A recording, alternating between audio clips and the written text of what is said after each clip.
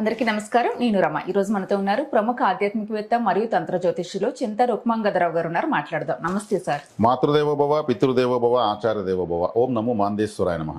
అందరూ బాగుండాలి, అందరికీ మంచి జరగాలి. తప్పకుండా సార్, అందరూ బాగుండాలి, అందులో మనము కూడా ఉండాలి. సార్, జనరల్గా ప్రతి ఒక్కరి లైఫ్ ఒకేలా ఉండదు. ఒకే జాతకంలో పుట్టుంటారు, కానీ వాళ్ళ లైఫ్ వేరులా ఉంటుంది.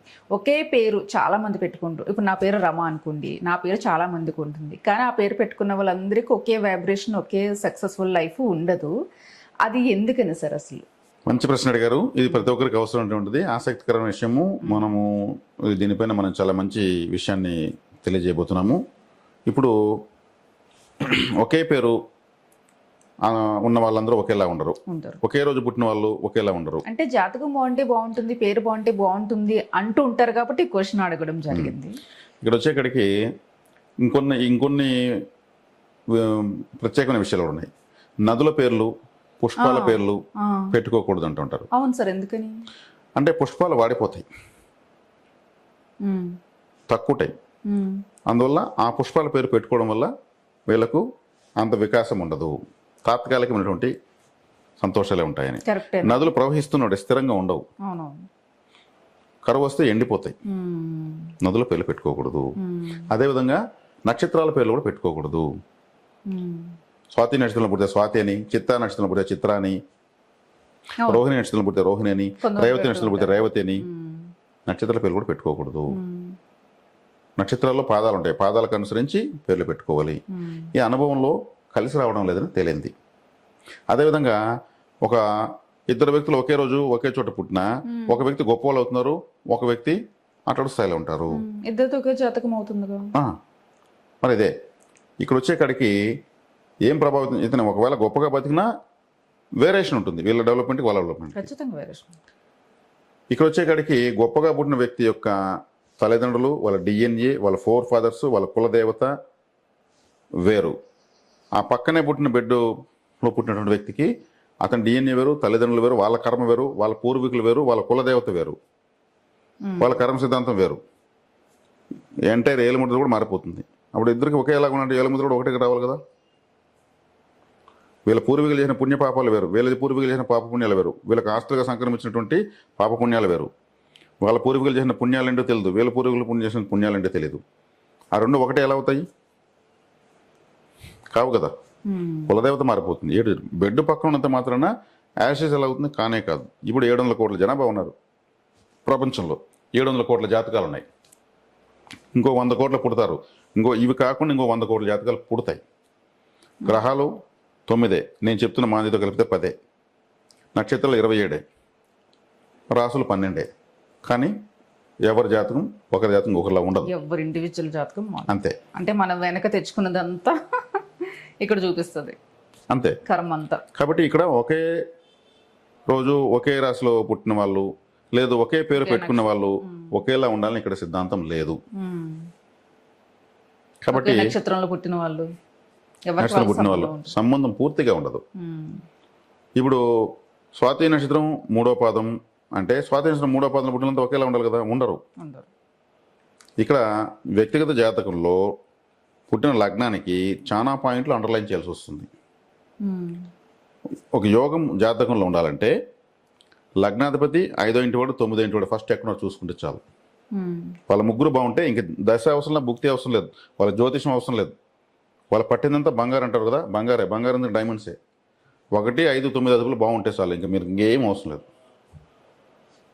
లేదు ఇద్దరు బాగున్నా చాలు, కనీసం ఒక్కరు బాగున్నా చాలు, ఎనర్జీ ఉంటుంది. ముగ్గురు డ్యామేజ్ అయితే ముప్పు తిప్పలే. అంటే లక్ష్మీ స్థానాలు అవి. ఫైనాన్స్ ప్లేసెస్ బాగుంటే ఇంకేం కావాలి? ధనం మూలం ఇదం జగత్, డబ్బే అనేది కారణం. ఎవరు ఎంత ప్రయత్నాలు చేస్తున్నా ఇప్పుడు ఫైనాన్స్ ఉన్నప్పుడు అతను గతంలో పట్టుకొచ్చాడని అర్థం. 1, 5, 9 స్థానాధిపతులు బాగుంటే ఇంకా జ్యోతిషం అవసరం లేదు, ఇంకేం అవసరం లేదు. వాళ్ళు పట్టిందంతా బంగారే. డబుల్ ఒక వ్యాపారం చేస్తే అది 10 కలిసి వస్తుంది. బ్రాంచెస్ పెడతానే ఉంటారు, వ్యాపారం చేసి మళ్ళీ వ్యాపారం పైన పెడతా ఉంటారు. మాది పుంకాలకు పెరుగుతూ పోతూనే ఉంటుంది. ప్రపంచవ్యాప్తంగా బ్రాంచెస్ ఉండే వాళ్ళు ఉంటారు కదా, హోటల్స్ ఎక్కడ చూసినా బ్రాంచెస్ ఉన్న వాళ్ళు ఉంటారు కదా. మరి వాళ్ళందరికీ 1, 5, 9 స్థానాధిపతులు బాగున్నట్టే లెక్క. ఇంకో ఎన్ని దోషాలున్నా అవి తాత్కాలికంగా కింద పడిపోతూ ఉంటాయి. కాబట్టి 1, 5, 9 స్థానాలు బలపరుచుకుంటే, బలహీనంగా ఉన్నా కానీ బలపరుచుకుంటే యోగం పెరిగినట్లే. కాబట్టి ఈ 1, 5 9 స్థానాలు బలపరుచుకుంటే ఏం చేయాలి, ఏ ఆలయానికి వెళ్ళాలి, ఎప్పుడు వెళ్ళాలి, ఏం దానం చేయాలి, ఇవే చేస్తే చాలు. సింపుల్గానే ఉంటాయి ఎవరికైనా సరే. కాబట్టి దురదృష్టవంతుడు కూడా అదృష్టవంతుడే. దాన్ని ఎలా, దాన్ని మెకానిజం చేసుకోవాలి, ఆ మెథడ్ చెప్పించడమే జ్యోతిష్యం. కాబట్టి ఇక్కడ 5 అంటే పిల్లలు, అదృష్టము, పూర్వజన్మ సుకృతము. లగ్నం అంటే జాతకుడు యొక్క ప్రాణము. 9 అంటే దైవస్థానము, ఆలయము.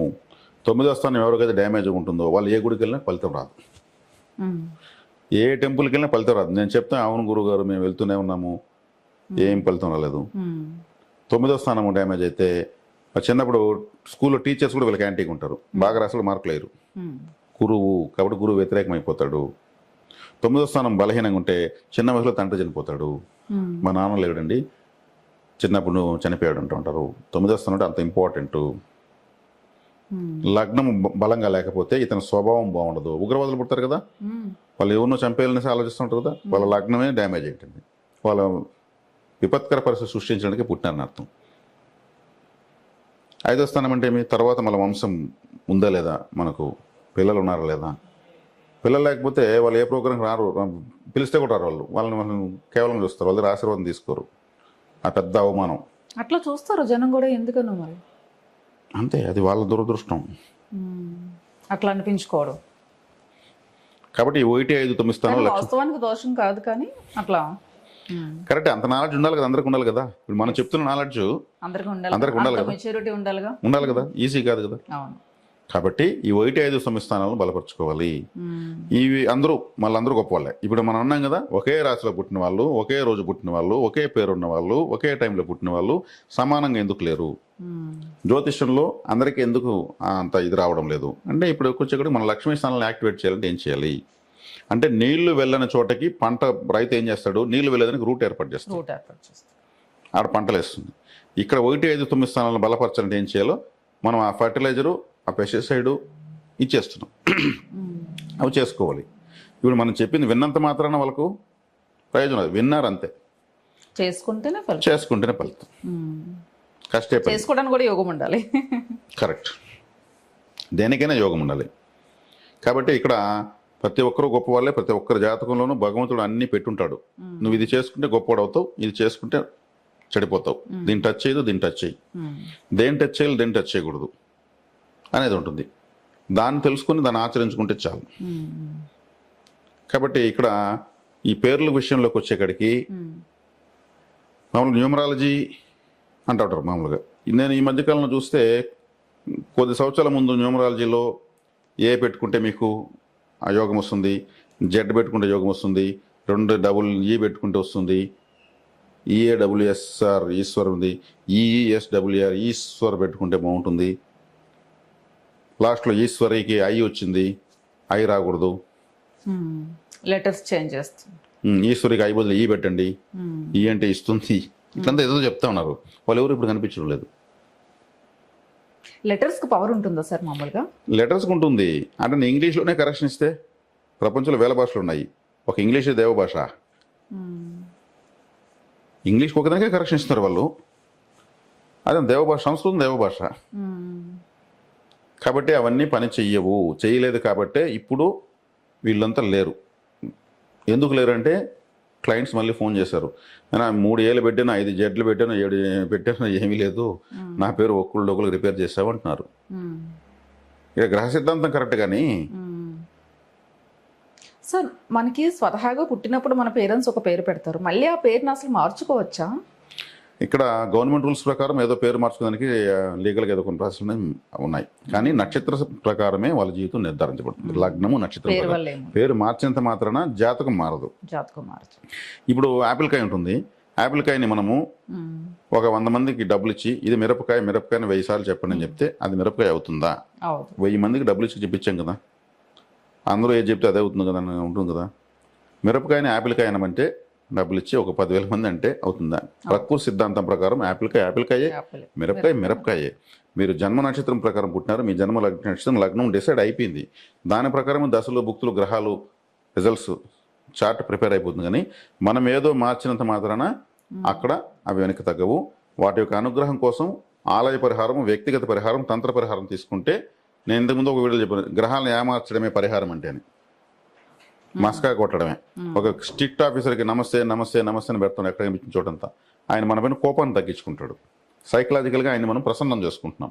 సేమ్ ఇక్కడ కూడా దేవతారాధన వల్ల ఆ యొక్క వ్యతిరేక తీవ్రతను తగ్గించుకునేటువంటి దాన్ని తప్పితే కర్మను ఎవరు తొలగించలేరు. లేదు, కర్మను ఎదుర్కొనే శక్తిని సంపాదించడము, కర్మ తీవ్రతను తగ్గించుకోవడం తప్పితే ఆ రెండు మన చేతుల్లో ఉంది. తప్పించుకునేది మాత్రం లేదు. తగ్గించుకోవడం ఉంది కానీ తప్పించుకునేది లేదు.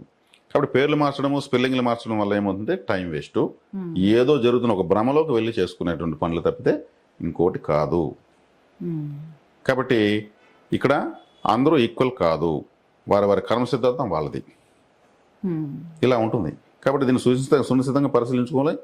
నా పేరున్న వాళ్ళంతా ఇప్పుడు జగన్ అని పేరు పుట్టిన వాళ్ళంతా సీఎం అవుతారా? నరేంద్ర మోడీ గారిని పెట్టుకున్నంత పిఎం అవుతారా? కారు కదా. ఆయన కూడా గ్రహశిస్తులు బట్టి పదవి పోతూ ఉంటుంది, వస్తూ ఉంటుంది. అక్కడే కింద పడితే బౌన్స్ అవుతూ లేస్తూ పడుతూ ఉంటారు. రాజకీయం అంటే పడడం లేయడం వాళ్ళు చేసుకుంటూ ఉంటారు. ఆయన రాజకీయమే చేయాలనేది పుట్టాడు. ఇంకొకరు వ్యాపారమే చేయాలని పుడతారు, అదే పేరు పెట్టుకున్న వాళ్ళు. అదే పేరు పెట్టుకున్న వాళ్ళు ఇంకొకరు వ్యవసాయమే చేయాలని పుడతారు. వ్యవసాయంలో 1000 ఎకరాలు పండిస్తారు. వ్యాపారంలో లక్షల కోట్లు సంపాదిస్తారు. రాజకీయంలో అయినా గొప్ప మనలు పొందుతారు. ఒకే పని చేయాలని ఇక్కడ లేదే. తల్లిదండ్రులు వేరు, పేరు ఒకటైనంత మాత్రం అన్ని ఒకటి ఎలా అవుతాయి? కావు. కాబట్టి ఇది ఊహించుకొని నా పేరున్న వాళ్ళంతా ఇట్లా గొప్ప వాళ్ళు అవుతారనుకోవడము అట్లా కాదు. మీ వ్యక్తిగత జాతక రీత్యా మీకున్న దాన్ని బట్టి మీరు పరిస్థితులను ఫేస్ చేస్తారు. అట్లా ప్రతి ఒక్కరికి అంతే, ఈ ప్రపంచంలో ఉన్న ప్రతి ఒక్కరికి అంతే. ఇది ఓకే సార్, చాలా ఐడియా వస్తుంది. అంటే చాలా మంది ఆ పేరు వాళ్ళు సక్సెస్ అయ్యారు, ఆ పేరు నేను పెట్టుకుందాము, లేదంటే ఇట్లా ఇట్లా రకరకాలుగా ఆలోచిస్తూ ఉంటారు. ఇప్పుడు మనం చెప్పిన దాంట్లో వెరీ ఇంట్రెస్టింగ్ డిఫరెంట్ నాలెడ్జ్ వస్తుంది. Knowledge, yes, 100%. ఒక ఐడియా కూడా వస్తుంది, ప్రతి విషయం మీద ఒక అవగాహన వస్తుంది. ఖచ్చితంగా రావాలి. ఇది చాలా అవసరం. అప్పుడేమంటే ఊహించుకోవడం వదిలేసి వీళ్ళు ఏం చేయాలి, వీళ్ళు ఏం తెలుసుకొని చేసుకుంటారు. రియాలిటీ తెలుస్తుంది, ఫస్ట్ ఒక అవగాహన వస్తుంది. చాలా బాగుంది సార్, నమస్తే. ధన్యవాదాలు.